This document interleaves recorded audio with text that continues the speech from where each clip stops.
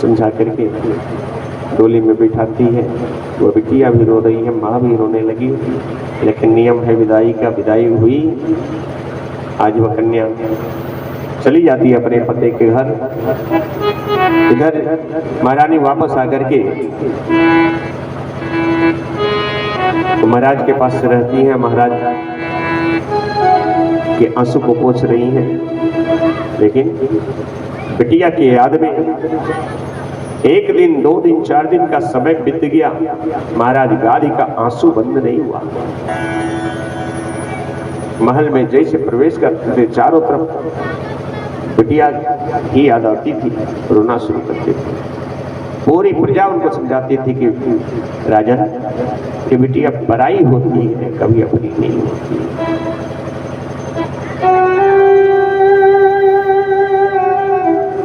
सब लोग कहने लगे।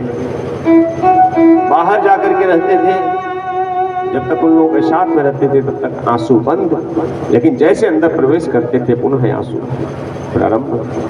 यहाँ तक कि भोजन तक भी महाराज गादी का छूट गया।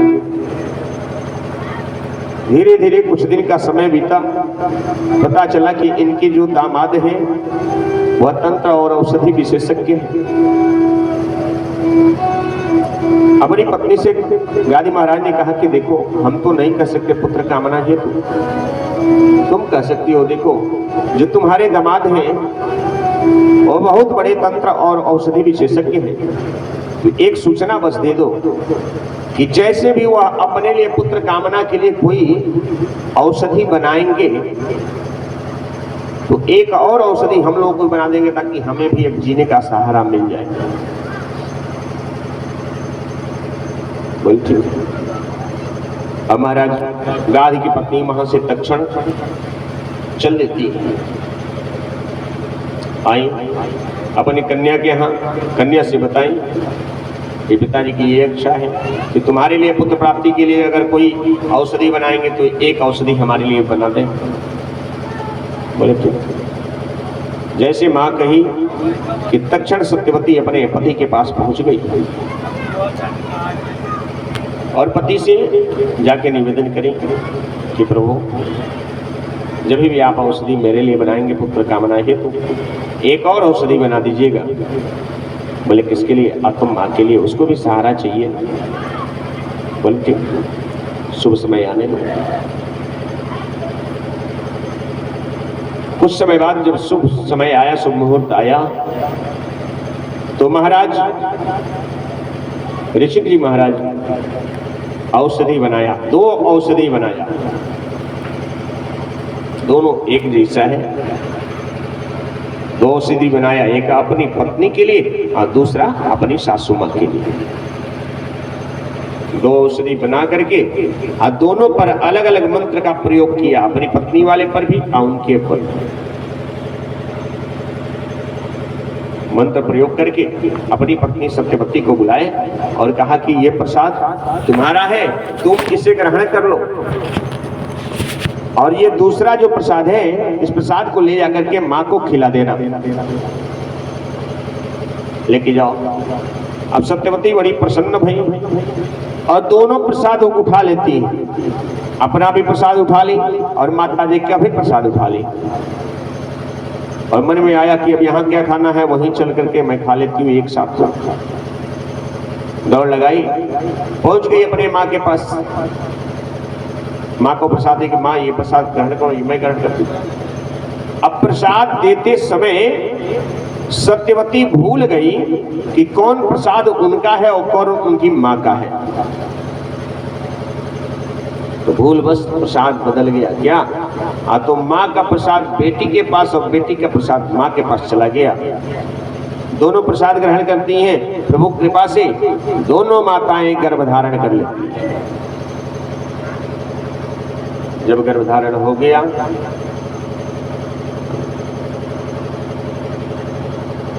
धीरे धीरे वो समय पूर्ण होने लगा। जब पूर्ण हो गया समय, तो दोनों ने पुत्र को ही जन्म दिया। सत्यवती ने भी पुत्र को जन्म दिया, उसकी मां ने भी पुत्र को जन्म दिया।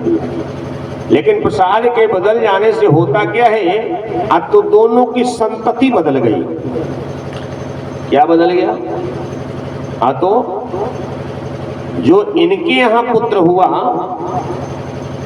वह क्षत्रिय होने के बावजूद भी ब्राह्मण हो गया, और जो उनके यहाँ कन्या के यहाँ पुत्र हुआ वह ब्राह्मण होने के बाद भी क्षत्रिय हो गया।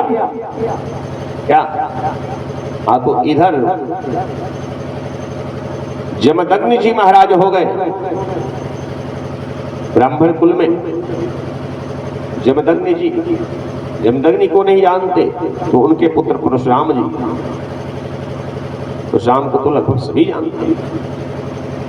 तो ये उधर जमदग्नि जी हुए और इधर विश्वस्य आसमंतात मित्र स विश्वामित्र, विश्वामित्र जी महाराज हो गए,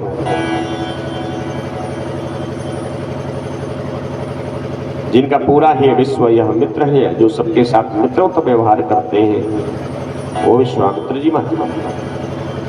तो एक तरफ विश्वामित्र जी हो गए, एक तरफ जमदग्नि जी महाराज हुए, वही परशुराम जी हैं। देखिए संसार में अगर सबसे बड़ा कोई पितृभक्त है तो परशुराम जी है। पिता को ही सब कुछ मानना, पिता ही गुरु है, पिता ही भगवान है, पिता ही सर्वोपरि है, पिता का सेवा करना ही मेरा धर्म है, ये लक्ष्य परशुराम जी का रहा। एक बार होता क्या है कि परशुराम जी की परीक्षा जमदग्नि जी महाराज लेना शुरू कर दिया। कहे कि रुको देखें ये मन से मेरी सेवा करता है कि ऊपर से। परशुराम जी से जमदग्नि जी महाराज ने कहा कि परशुराम एक बात बताओ, तुम किसकी पूजा करते हो, किसको मानते हो? कहा कि पिताश्री आप ही मेरे आराध्य हैं और सिर्फ मैं आपकी ही पूजा करता हूं, उसके बाद संसार में किसी की मैं पूजा नहीं करता। कहा तो जो मैं कहूंगा वो करोगे? बोले कि अवश्य।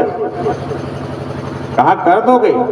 परशुराम जी महाराज थोड़े तेज शब्दों में कहा पिताश्री अरे जो मैं तोरी अनुशासन पाऊं कंदुक इव ब्रह्मांड उठाऊं। आप आदेश तो करें कि ये तो मैं पूरे ब्रह्मांड को जैसे कोड़ा होता है वैसे मैं उठा लेता हूं अपने हाथों में। बोले नहीं। कहा तो फिर? कहा कि बस मैं यही चाहता हूं कि तुम अपने माता का सरधर अलग अलग कर दो। जैसे ही जमदग्नि जी महाराज ने कहा कि माता जी का सरधर अलग अलग करो, परशुराम जी तनिक भी विचार नहीं किए, तुरंत अपना फरसा उठाया, गुरु अपने पिताजी को प्रणाम करके अब बिना सोचे अपने माता जी के गर्दन पर प्रयोग किया, सरधर अलग अलग हुआ, माता जी गिर गई। जब गिर गई तो जमदग्नि महाराज ने कहा कि परशुराम ये तूने क्या किया? अपनी माँ की हत्या किया, माँ का हत्या कर दिया तो तुम्हें दोष लगेगा। परशुराम जी ने कहा कि पिताश्री मैंने माँ का हत्या नहीं किया, हमने तो अपने पिता के आदेश का पालन किया, आज्ञा का पालन है। बोला ठीक है, अगर आज्ञा का पालन किया हो तो मैं फिर से तुम्हें आदेश देता हूं कि जैसी थी वैसे ही खड़ा कर। तो तक्षण पिता को प्रणाम करके हाथ में कमंडलू से जल लिया, मंत्र पढ़ करके और माता जी के ऊपर जैसे ले करके छोड़ा कि सरधर एक में लगा, माता जी राम राम करती हुई खड़ी हो गई। ऐसे परशुराम जी, वही परशुराम जी हैं जो हैहव वंश के क्षत्रियों का संहार 21 बार तक किया था।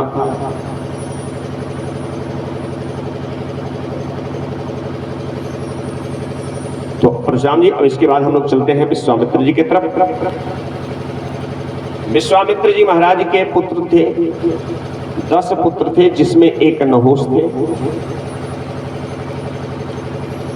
10 नहीं 100 पुत्र थे, 100 पुत्रों में एक नहुष थे।